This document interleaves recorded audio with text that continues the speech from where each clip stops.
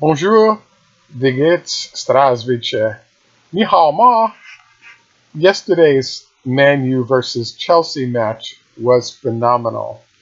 Um, there are so many facets to it that I was thinking that I may have to do two or three posts to cover it all. Um, the first aspect of it that I think is mind blowing is that the coach of Chelsea is in somewhat shell shock.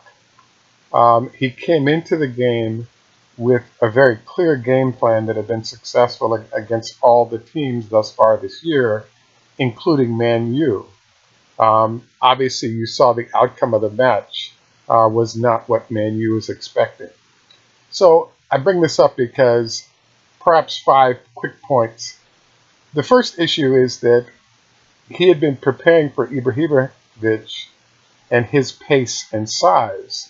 And instead, he got Rashford, who's much quicker than Ibrahimovic and is a pretty good player and scorer.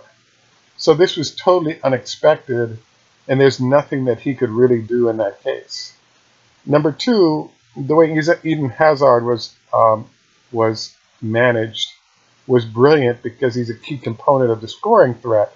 And with somebody glued to him, even when he didn't have the ball, it was a huge deal in terms of him getting going.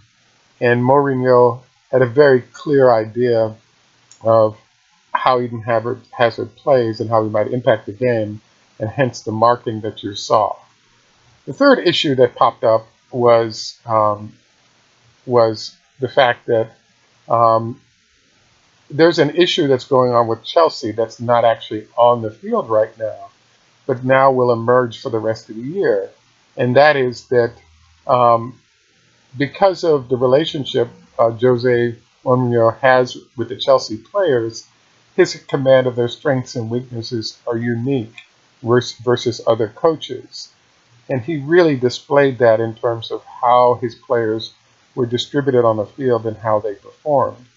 So I was just shocked because given who Chelsea has to play to win the title, instead of going in with a sense of they're going to win it all, there's a newfound sense of is there a chance that we could have just lost the entire thing? Because now other teams will understand structurally how to defeat us because of the blueprint that's been provided by Man U. And I'm fascinated also because one of the antidotes to the Man U philosophy would be Cesc Fabregas. The big discussion was the fact that how the midfield players were playing really was a problem because, Cesc Fabregas came in and didn't have a huge amount of impact.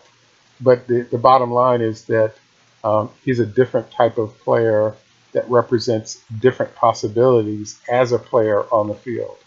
So I would say that perhaps Fabregas will make enough of a difference to allow Chelsea to reach the end as the winners, especially because they only have one game away.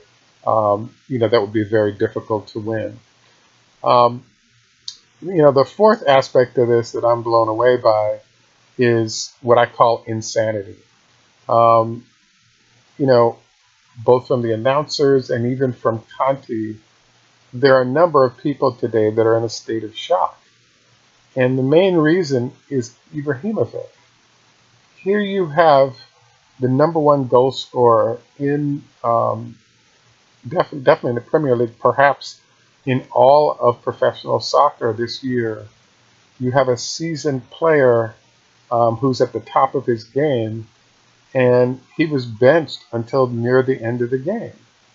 And I call this complete insanity and perhaps courage on the part of Mourinho because it made no sense that he would be on the bench in favor of a young player like Rashford.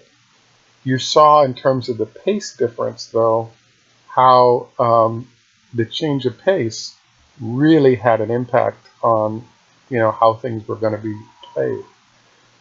Another tactical move that comes to mind is Herrera, who was assigned to deal in a one-on-one situation, did not play, in their Europe League game as preparation for the fact that he was going to be asked, to mark Chelsea's best player for the entire game.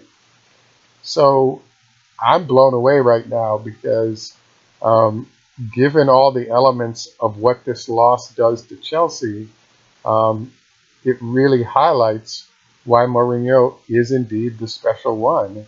And he may have just completely jacked up the entire Premier League, with the slim possibility that he screwed things up enough that he might be able to not only get into the top four, but might be able to win it all with the right set of circumstances. Stay tuned. I think this is going to be, mind-blowingly fascinating.